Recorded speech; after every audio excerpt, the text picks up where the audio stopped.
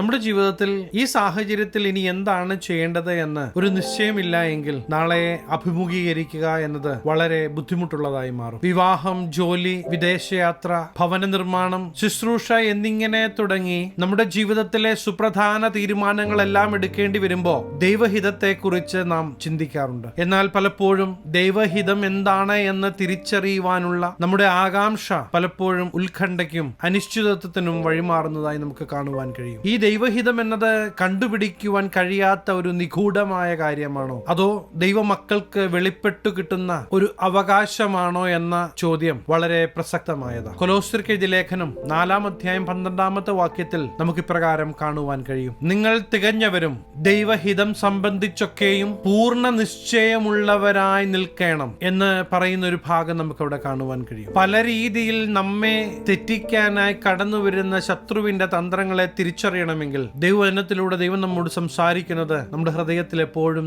നാം സംഗ്രഹിക്കേണ്ടത് ആവശ്യമാണ്. നാം കേൾക്കുന്ന ദൈവശബ്ദത്തിലൂടെ ദൈവഹിതം നമുക്ക് തിരിച്ചറിയുവാൻ കഴിയും. ദൈവവചനത്തിലൂടെ ദൈവം വളരെ വ്യക്തമായി നമ്മോട് സംസാരിക്കുക തന്നെ ചെയ്യും. മറിച്ച് നാം മനുഷ്യരുടെ വാക്കുകൾ കേൾക്കാൻ പോയാൽ പലപ്പോഴും നമ്മെ ചതിയാലും ഉപായത്താലും തെറ്റിച്ചു കളയുവാൻ സാധ്യതയുണ്ട് എന്ന് മറന്നു പോകരുത്. പ്രിയ ദൈവത്തിലെ അപ്പോസ്തലന്മാർ പറയുന്നത് പോലെ, ഞങ്ങൾ തൊട്ടതും ഞങ്ങൾ കണ്ടതും ഞങ്ങൾ അനുഭവിച്ചതും ആയതിനെ കുറിച്ചാണ് ഞങ്ങൾ പറയുന്നത്, അതുകൊണ്ട് ഞങ്ങൾക്കിതിൽ സംശയമില്ല എന്ന് പറയത്തക്ക വിധത്തിൽ ഒരു ബോൾഡ്നെസ് നാം നേടേണ്ടത് ആവശ്യമാണ്. ദൈവവചനത്തിലുണ്ടോ, ദൈവം പറഞ്ഞിട്ടുണ്ടോ, അത് നടക്കുമെന്ന് കണ്ണുമടച്ച് വിശ്വസിക്കുവാൻ തുടങ്ങണം. അതെ, ജീവിപ്പിക്കുന്ന ദൈവവചനത്തിന്റെ ശക്തി നമ്മുടെ ജീവിതയാത്രയിൽ നാം അനുഭവിച്ചറിയുക തന്നെ ചെയ്യും. അതാണോ ശരി, ഇതാണോ ശരി എന്ന് ചിന്തിച്ചിരിക്കാതെ ദൈവവചനവുമായി നാം ഒത്തുനോക്കി ദൈവവചനത്തിൽ ഇല്ലാത്തത് ആര് എന്തു പറഞ്ഞാലും അതിനെ റിജക്ട് ചെയ്യുവാൻ, അതിനെ തള്ളിക്കളയുവാനുള്ള ആർജവം പ്രിയ ദൈവത്തിലെ നാം നേടേണ്ടതുണ്ട്. പുതിയ നിയമവിശ്വാസികൾ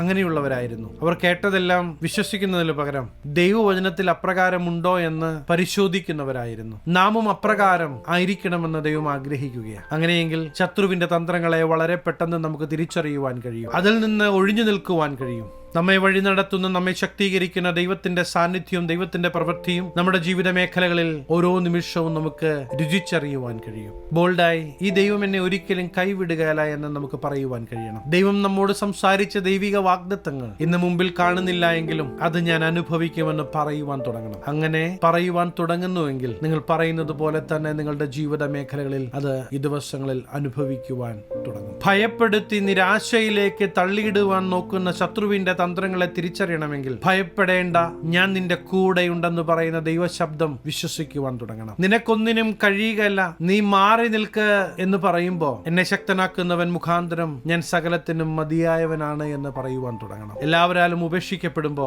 അവസാന തുള്ളിച്ചോരയും നമുക്കായി നൽകി നമ്മെ വീണ്ടെടുത്ത യേശുവിന്റെ മുഖത്തേക്ക് നോക്കണം. ജനം വിലയില്ല എന്ന് എണ്ണിയാലും നിങ്ങളെ വിലയുള്ളവനായി, വിലയുള്ളവളായി കണ്ടതുകൊണ്ടാ ഈ ദൈവം നിങ്ങളെ വീണ്ടെടുത്തത്. ഈ ദൈവം അത്രത്തോളം നിങ്ങളെ സ്നേഹിക്കുന്നു. ഒരിക്കലും നഷ്ടപ്പെട്ടു പോകരുത്, ഒരിക്കലും നശിച്ചു പോകരുത് എന്ന് ഈ ദൈവം ആഗ്രഹിക്കുന്നത് കൊണ്ടാ വീണ്ടും വീണ്ടും ദൈവവചനത്തിലൂടെ ദൈവം നിങ്ങളെ ശക്തീകരിക്കുന്നത്. ഇന്നൊന്ന് ഉറയ്ക്കാമോ? നിങ്ങളുടെ ആടി ഉലഞ്ഞ് നിൽക്കുന്ന മനസ്സിനോട് പറയണം, ഭാരപ്പെടേണ്ട, യേശുവിന്റെ പ്രവൃത്തി ഞാൻ കാണുമെന്ന് നിങ്ങൾ പറയുവാൻ തുടങ്ങണം. അതേ പ്രിയ ദൈവത്തിലെ, യേശു ഇന്നും ജീവിക്കുന്നു. ഈ ജീവിക്കുന്ന യേശുവിന്റെ പ്രവൃത്തി നിങ്ങളുടെ ജീവിത മേഖലകളിൽ നിങ്ങൾ അനുഭവിക്കുവാൻ പോകുകയാണ്. നിങ്ങളത് വിശ്വസിക്കുന്നെങ്കിൽ, ഞാൻ അത് വിശ്വസിക്കുന്നു എന്ന് നെഞ്ചത്ത് കരം വെച്ചിട്ടൊന്ന് പറഞ്ഞ്, എന്റെ ജീവിത മേഖലകളിൽ യേശുവിന്റെ പ്രവൃത്തി ഞാൻ കാണുമെന്ന് ഒന്ന് പറഞ്ഞ് അത് സംഭവിക്കുവാൻ പോകുകയാണ്.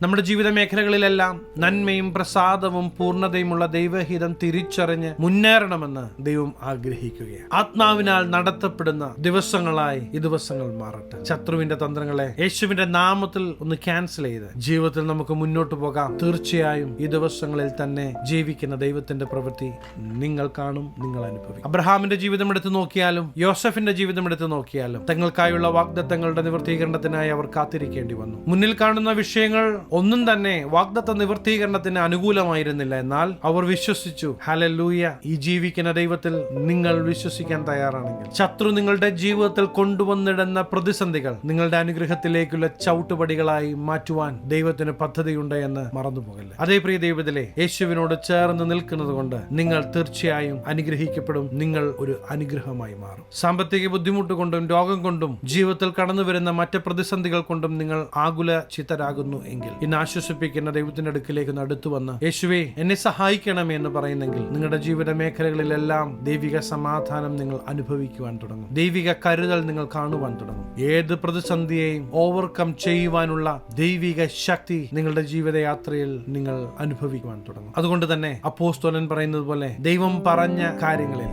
ദൈവവചനത്തിൽ പൂർണ്ണമായ നിശ്ചയം നമുക്കുണ്ടാകേണ്ടത് ആവശ്യമാണ്. ശത്രുവിന്റെ ഒരു തന്ത്രത്തിനും നമ്മെ പിടിച്ചു കുലുക്കുവാൻ കഴിയാത്ത രീതിയിൽ നാം റൂട്ടഡ് ആകണമെന്ന് ദൈവം ആഗ്രഹിക്കുന്നു. ഈ ദൈവത്തോട് പറ്റിയിരിക്കുമ്പോൾ മുമ്പിൽ കടന്നു വരുന്ന വിഷയങ്ങളെക്കാളും വലിയതായി നാം അനുഭവിക്കുക കൂടെയുള്ള ദൈവത്തിന്റെ സാന്നിധ്യമായിരിക്കും. നാം കേൾക്കുന്ന പല വാക്കുകളും നിങ്ങളുടെ മനസ്സിനെ തളർത്തുന്നെങ്കിൽ, ഇനി മുന്നോട്ട് പോകാൻ പറ്റുകയില്ല എന്ന ചിന്ത നിങ്ങളുടെ ഹൃദയത്തിന്റെ ഉള്ളിൽ കൊണ്ടുവരുന്നെങ്കിൽ, ജീവിപ്പിക്കുന്ന യേശുവിന്റെ വാക്കുകളൊന്ന് ശ്രദ്ധിക്കണേ. തീർച്ചയായും ഈ യേശുവിനോട് ചേർന്നുള്ള ജീവിതയാത്രയിൽ നിങ്ങൾ അനേകർക്ക് ഒരു അനുഗ്രഹമാകുവാൻ പോകുകയാണ്. ഇന്ന് ഈ ശബ്ദം കേൾക്കുമ്പോൾ എന്തോ വലിയത് സംഭവിക്കാൻ പോകുകയാണ് എന്നുള്ള നിങ്ങളുടെ ഹൃദയത്തിലെ പേടിയെ യേശുവിന്റെ നാമത്തിൽ ക്യാൻസൽ ചെയ്യണം. എന്നിട്ട് പറയണം, യേശു എന്റെ കൂടെയുണ്ട്, അനർത്ഥമായതൊന്നും എനിക്ക് ഭവിക്കുകയില്ലെന്ന് പറയുവാൻ തുടങ്ങണം. ഹല്ലേലൂയ. ഇന്ന് നിങ്ങളുടെ വിലാപങ്ങളെ നൃത്തമാക്കുവാൻ കഴിയുന്ന ദൈവം നിങ്ങൾക്ക് വേണ്ടി പ്രവർത്തിക്കുവാൻ ആഗ്രഹിക്കുകയാണ്. ഈ ദൈവത്തെ കണ്ണുമടച്ചൊന്ന് വിശ്വസിക്കാമോ? അങ്ങനെയെങ്കിൽ ഞാൻ നിങ്ങൾക്ക് വേണ്ടി പ്രാർത്ഥിക്കുവാൻ ആഗ്രഹിക്കുകയാണ്. കണ്ണുകളെ അടയ്ക്കാം, പ്രാർത്ഥിക്കാം. മഹാപരിശുദ്ധനായ ഞങ്ങളുടെ സ്വർഗീയ പിതാവേ, എന്നോടൊപ്പം ചേർന്ന് പ്രാർത്ഥിക്കുന്ന ദൈവജനത്തെ ഞങ്ങളുടെ തൃക്കരങ്ങൾ തരുന്നു. ജീവിതയാത്രയിൽ പലവിധങ്ങളായ വിഷയങ്ങൾ കടന്നു വരുമ്പോൾ അവിടെ താളടിയായി പോകാതെ കരം പിടിച്ച് നടത്തുന്ന ദൈവ സാന്നിധ്യം ഈ ജനം അനുഭവിച്ചറിയണം. ഈ ദിവസങ്ങളിൽ ഇവരുടെ ജീവിത മേഖലകളിൽ ആ മാറ്റം കാണുവാൻ തുടങ്ങട്ടെ. അനുഗ്രഹിച്ചു പ്രാർത്ഥിക്കുന്നു, അനുഗ്രഹമാകട്ടെ. സകലമാന മഹത്വം അങ്ങേക്ക്, സകലവും യേശു ക്രിസ്തുവിന്റെ നിസ്തുല്യ നാമത്തിൽ തന്നെ ആമേൻ. പ്രിയ ദൈവത്തിലെ നിങ്ങൾ തീർച്ചയായും ഒരു അനുഗ്രഹമായി മാറും. നിങ്ങൾ ഭയപ്പെടുന്നത് പോലെ ഒന്നും നിങ്ങളുടെ ജീവിതത്തിൽ ഭവിക്കുകയില്ല. കാരണം യേശു ഉണ്ട് നിങ്ങളുടെ കൂടെ. ഈ ചെറു സന്ദേശം നിങ്ങൾക്ക് അനുഗ്രഹമായെങ്കിൽ തീർച്ചയായും ഞങ്ങളെ അറിയിക്കണം. അനേകർക്ക് അനുഗ്രഹമാകേണ്ടതിന് സ്നേഹിതർക്ക് ഷെയർ ചെയ്യുക, ഫോർവേഡ് ചെയ്യുക. നിങ്ങൾ ഈ ചാനൽ ഇതുവരെയായിട്ടും സബ്സ്ക്രൈബ് ചെയ്തിട്ടില്ല എങ്കിൽ തീർച്ചയായും സബ്സ്ക്രൈബ് ചെയ്യണം. ദൈവം അനുവദിച്ചാൽ അടുത്ത ദിവസം നമുക്ക് വീണ്ടും കാണാം. സ്റ്റേ